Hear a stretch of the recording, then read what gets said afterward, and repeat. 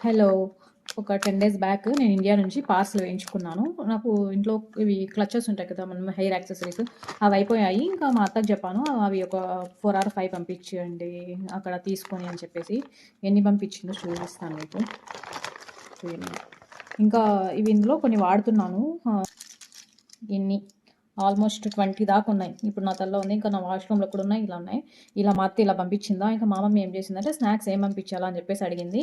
నేనేం చెప్పినానంటే సద్ద రొట్టెలు తెలుసు కదండీ! సద్ద రొట్టెలు అవి పంపించేయమ్మా అని చెప్పేసి అన్నాను.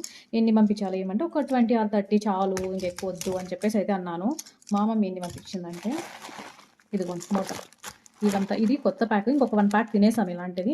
ఆల్మోస్ట్ 100+ ఉంటాయి సద్ద రొట్టెలు. నేను 20 ఆర్ 30 పంపించమ్మా చాలు, మళ్ళీ వెయిట్ కూడా ఎక్కువొస్తది. ఎందుకు అంటే, సరే నేను అన్నే పంపిస్తా అన్నాను అని చెప్పేసి అనింది. 100+ ఉన్నాయి. వీళ్ళ ప్రేమలు తగలయ్యా. మీకు కూడా మీ మమ్మీ, మీ అత్త ఇలానే ఉన్నారా? ఉంటే కమెంట్ చేయండి. ఇది. సరే మరైతే బాయ్.